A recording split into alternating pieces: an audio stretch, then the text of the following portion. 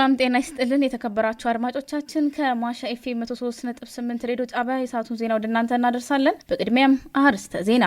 የቴፒ ከተማ ንግድ ዘርፍ ማህበራት ምክር ቤት አዘጋጅነት ከቴፒ ከተማ ማዘጋጃ ቤትና ከቢኒያም ፕሮሞሽን ሰርቪስ ጋር በመተባበር ለከተማችን መሰረተ ልማት ተሳትፏችንን እናድርግ በሚል መሪ ሀሳብ የንግድ ትርኢትና ባዛር መክፈቻ በቴፒ ከተማ ተካሂዷል። በ2015 ዓመተ ምህረት በጊምቦ ወረዳ አስተዳደር የበጀት ድጋፍና በማህበረሰብ ተሳትፎ የተጀመረው ባለ 2 ወለልና 12 መማሪያ ክፍሎች ያሉት የህንጻ ግንባታ ተመርቋል። በክልሉ ዓለም አቀፍ የሴቶችን ቀን በተለያዩ ኩነቶች ለማክበር ዝግጅት መጠናቀቁ ተገለጸ። ከውጭ የደቡብ ኮሪያ አየር ኃይል በስህተት የሀገራቸውን ዜጎች በቦምብ ደበደቡ የሚሉት ዋና ዋናዎቹ ናቸው።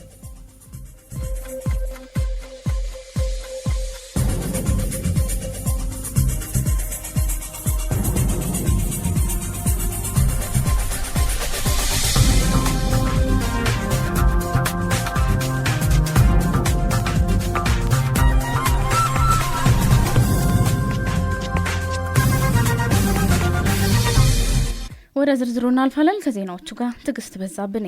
የቴፒ ከተማ ንግድ ዘርፍ ማህበራት ምክር ቤት አዘጋጅነት ከቴፒ ከተማ ማዘጋጃ ቤትና ከቢኒያም ፕሮሞሽን ሰርቪስ ጋር በመተባበር ለከተማችን መሰረተ ልማት ተሳትፏችንን እናደርጋለን በሚል መሪ ሀሳብ የንግድና ትርኢት ባዛር መክፈቻ በቴፒ ከተማ ተካሂዷል። ባዛሩም በቴፒ ከተማ በቀጣይ በህብረተሰቡ ተሳትፎ ለሚከናወኑ የኮሪደር ልማት ሀብት ለማሰባሰብ ያለመ መሆኑ ተገልጿል። የቴፒ ከተማ ከንቲባ አቶ ወንድሙ ግርማ በፕሮግራሙ መክፈቻ ላይ ተገኝተው እንደተናገሩት የከተማችንን ልማት ለማፋጠን በከተማው መንግስት ብቻ የማይቻል ባለመሆኑ በተለያዩ መንገዶች ህብረተሰቡን በማሳተፍ በማድረግ ልማቱን እንዲፋጠን ዓላማ ያደረገ መሆኑን ገልጸዋል። አክለውም ህብረተሰቡ በተዘጋጀው ባዛር ላይ ተገኝቶ እቃ በመግዛትና ከተማዋን በማስተዋወቅ ለከተማው ልማት የድርሻውን እንዲወጣ ጥሪ አቅርበዋል። ዘገባው የዞኑ መንግስት ኮሙኒኬሽን ነው። በ2015 ዓመተ ምህረት በጊምቦ ወረዳ አስተዳደር የበጀት ድጋፍና በማህበረሰብ ተሳትፎ የተጀመረው ባለ 2 ወለልና 12 መማሪያ ክፍሎች ያሉት የህንጻ ግንባታ ተመርቋል።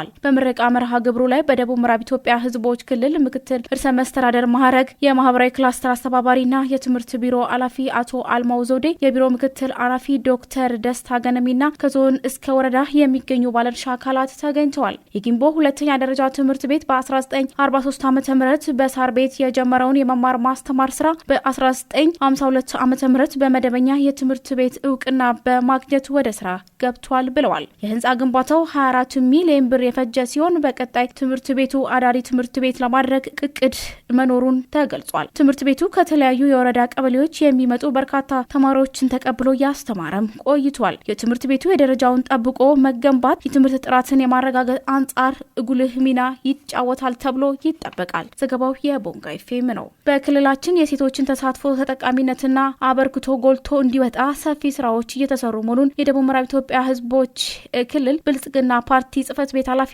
አቶ ፍቅሬ አማን ገለጹ። በደቡብ ምዕራብ ኢትዮጵያ ህዝቦች ክልል በቦንጋ ከተማ በብልጽግና ፓርቲ በሁለተኛ መደበኛ ጉባኤ የተወሰኑ የውሳኔ አቅጣጫዎች ላይ የብልጽግና ፓርቲ ሴቶች ክፍል የውይይት መድረክ ማካሄድ ጀምሯል። ዘገባው የክልሉ መንግስት ኮሙኒኬሽን ነው። ብንታምር አስፋው ዝርዝር አላት። በመድረኩ የተገኙት የደቡብ ምዕራብ ኢትዮጵያ ህዝቦች ክልል ብልጽግና ፓርቲ ቅርንጫፍ ጽፈት ቤት ኃላፊ አቶ ፍቅሬ አማን የፓርቲው ብልጽግና ሁለተኛ መደበኛ ጉባኤ ከቃል እስከ ባህል በሚል መሪ ቃል መካሄዱን ጠቅሰው በዚህም ስኬቶቻችንና ድሎቻችን ወደ ላቀ ደረጃ ሊያሻግሩ የሚችሉ ውሳኔዎችና የጋራ አቅጣጫዎች ተቀምጠዋል ብለዋል። በክልላችን አቅጣጫዎች ውጤታማ እንዲሆኑ የሴቶችን ተሳትፎ ተጠቃሚነትና አበርክቶ ጎልቶ እንዲወጣ ሰፊ ስራዎች እየተሰሩ መሆኑንም ገልጸዋል።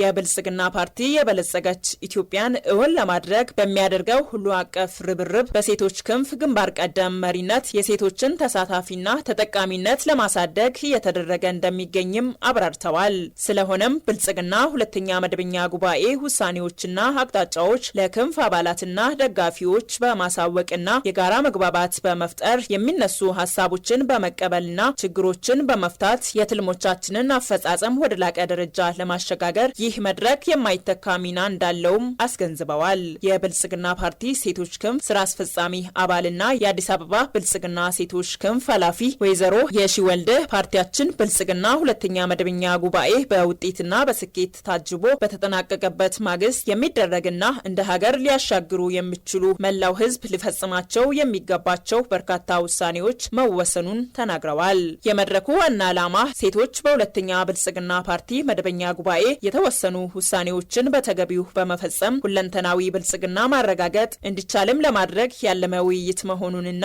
እስከ ታችኛው ብልጽግና ቤተሰብ ደረጃ ለዚህም ሴቶች የራሳቸውን ሚና ሊወጡ እንደሚገባም ገልጸዋል። የደቡብ ምዕራብ ኢትዮጵያ ህዝቦች ክልል ብልጽግና ፓርቲ ሴቶች ክንፍ ጽህፈት ቤት ኃላፊ ወይዘሮ ሰብለጸጋ አየለ እንደገለጹት የክልሉ ብልጽግና የፓርቲው አንደኛ አካል በሆነው የሴቶች ክንፍ 150 ሺህ በላይ ሴቶችን አባል በማድረግ በቤተሰብና ህብረት እያደራጀና እያጠናከረ በአደረጃጀቱ ሴቶች እንዲወያዩና በጋራ ጉዳዮቻቸው ላይ ግንባር ቀደም ሆነው በብልጽግና ፓርቲ ወደፊት እንዲመጡ በማድረግ የተለያዩ ስራዎችን ሲያከናውኑ ቆይተዋል ብለዋል። ብልጽግና ፓርቲ በሁለተኛ መደበኛ ጉባኤ የተወሰኑ የውሳኔ አቅጣጫዎች ሴቶችን ያማከሉና የሴቶችን ተጠቃሚነት የሚያረጋግጡ እንዲሆኑ የሴቶች ክንፍ ትልቅ ድርሻ እንዳለውም በንግግራቸው አንስተዋል።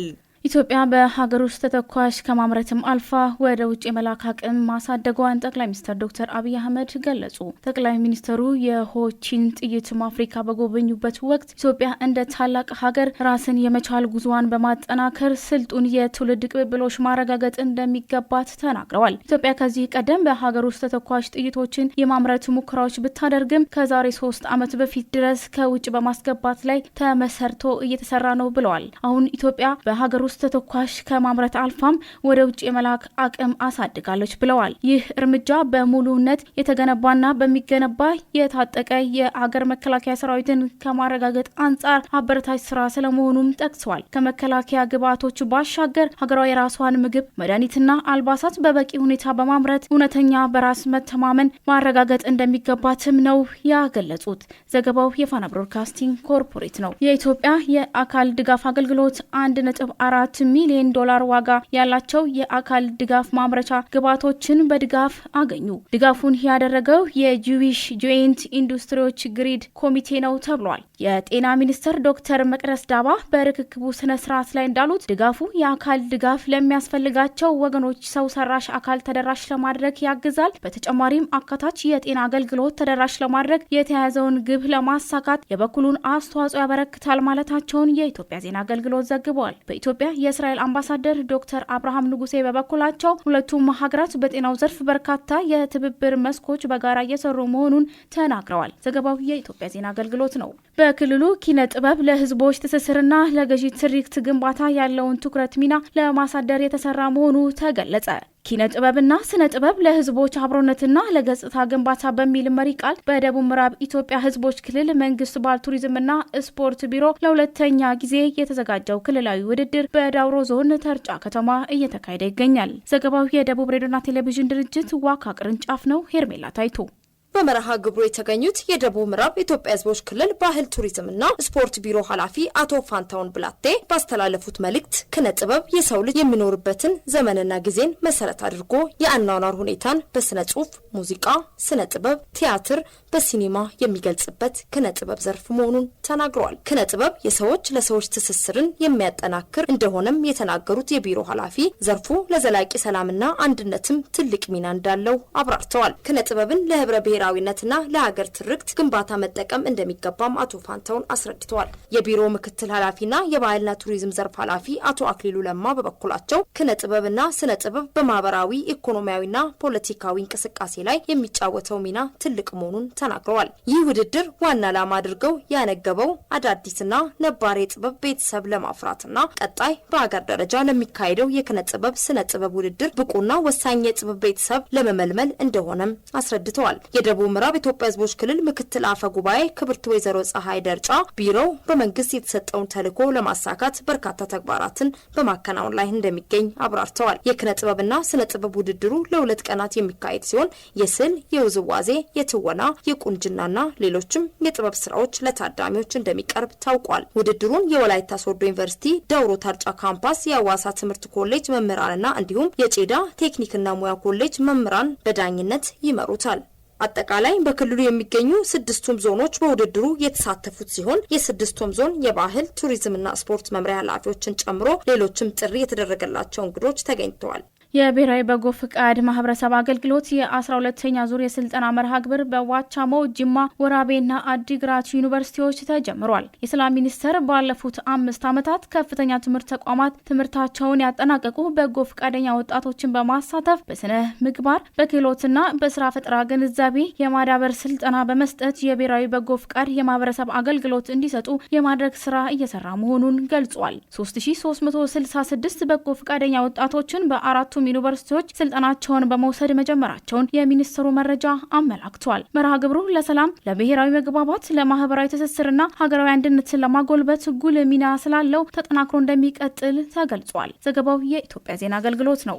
በጃፓን የኢትዮጵያ ኤምባሲ በተካሄደው 33ኛው የአፍሪካ ኤሲያና አረብ የኢንቨስትመንት ፎረም ላይ የተሳተፉ የጃፓን ባለሀብቶች ለቅድመ ኢንቨስትመንት ጥናት ወደ ኢትዮጵያ እንደሚመጡ ገለጹ። ባለሀብቶቹ በኢትዮጵያ ልዩ የኢኮኖሚ ዞኖች ላይ ኢንቨስት ማድረግ እንደሚፈልጉ ማረጋገጣቸውን የኢንዱስትሪ ልማት ኮርፖሬሽን መረጃ አመላክቷል። በዚህም በኢትዮጵያ በማምረቻ፣ በንግድ፣ ሎጂስቲክና በሌሎች የአገልግሎት ዘርፎች ኢንቨስት የማድረግ ፍላጎት እንዳላቸው ነው የተገለጸው። ባለሀብቶቹ በኢትዮጵያ ስራቸው ለመስራት የሚያስችል የሰለጠነ ወጣት የሰው ኃይል፣ እምቅ የተፈጥሮ ሀብት፣ ሰፊ የሀገር ውስጥና የውጭ ገበያ መዳረሻ፣ በዓለም አቀፍ ደረጃ የተገነቡ ልዩ የኢኮኖሚ ዞኖችና ነፃ ንግድ ቀጠናን መኖራቸውን በውይይት ላይ ተደርጓል ብለዋል። የኢንዱስትሪ ፓርኮች ልማት ኮርፖሬሽን ዋና ስራ አስፈጻሚ ዶክተር ፍስሐ ይታገሱ በበኩላቸው የኢንቨስትመንት ሂደቱን ቀልጣፋ በማድረግ በአጭር ጊዜ ውስጥ ባለሀብቶች ውጤታማ የሚሆኑበት መንገድ እንደሚመቻችም ተናግረዋል። ዘገባው የኢትዮጵያ ፕሬስ ድርጅት ነው። ከውጭ ወደ ያዝነው ዜና ስናመራ የደቡብ ኮሪያ አየር ኃይል በስህተት የሀገሪቱን ዜጎች በቦምብ ደበደበ። ዘገባው የአላይን ነው። አማኑኤል ምትኩ ዝርዝር አለው። በደቡብ ኮሪያ በልምምድ ላይ የነበረ የጦር ጀት በስህተት በንጹሃን የመኖሪያ መንደር ላይ ቦምብ መጣሉን ተከትሎ በርካታ ሰዎች መቁሰላቸው ተገልጿል። የደቡብ ኮሪያ አየር ኃይል በዛሬው ዕለት እንዳስታወቀ ከሆነ በልምምድ ላይ የነበረው የጦር ጀት በስህተት በንጹሃን መኖሪያ መንደር ላይ 8 ቦምቦችን ጥሏል። አየር ኃይሉ በመግለጫው KF-16 ተዋጊ ጀት የስልጠና ተልዕኮ በማካሄድ ላይ እያለ ባልተለመደ ሁኔታ MK82 የተባሉ ቦምቦችን በመኖሪያ መንደር ላይ መጣሉ ተረጋግጧል። የአየር ድብደባው ከሰሜን ኮሪያ በ25 ኪሎ ሜትር ርቀት ላይ በምትገኘው ቡቸን ከተማ ላይ ሌሊት 10 ሰዓት ላይ እንደተፈጸመ ጦሩ አስታውቋል። በስህተት በተፈጸመው የአየር ጥቃት በንጹሃን ላይ ጉዳት መድረሱን ያስታውቀው አየር ኃይሉ ምን ያክል ሰው እንደተጎዳና የጉዳታቸው መጠን ምን ያክል ነው የሚለውን ግን ከመግለጽ ታቅቧል። ከስፍራው የወጡ የመጀመሪያ ደረጃ ሪፖርቶች እንደሚያሳዩት ከሆነ በአየር ጥቃቱ በ4 ሰዎች ላይ ከባድ የአካል ጉዳት ሲደርስ በ3 ሰዎች ላይ ቀላል ጉዳት ደርሷል። የደቡብ ኮሪያ አየር ኃይል በደረሰው አደጋ ማዘኑን በመግለጽ አደጋው በሰው ሰራሽ ስህተት አሊያም በቴክኒክ ችግር ነው የደረሰው የሚለውን ለማጣራት ምርመራ መጀመሩን አስታውቋል። እንደ ዩአምፒ ገለጻ የአየር ጥቃቱ የተፈጸመው ደቡብ ኮሪያ ከአሜሪካ ጋር በመተባበር በቡቾን ባደረገችው የቀጥታ የተኩስ ወታደራዊ ልምምድ ላይ ነው። በስህተት ንጹሃን ላይ የተተኮሰው ቦምብ MK82 የተባለና 227 ኪሎ ግምት ክብደት ያለው ሲሆን በውጊያ ወቅት የጠላት ኢላማዎችን በውስን ሁኔታ ውስጥ ለማጥቃት የሚያስችል ነው ተብሏል። ሩሲያ የፈራንሱን ፕሬዝዳንት ኢማኑኤል ማክሮን የአውሮፓ ሀገራትን የዓለም ጦር ገደል ውስጥ ለመክተት እየገፋ ነው ስትል ከሰሰች። ዘገባው የአላይን ነው። ወንድማገኝ ገሪቱ።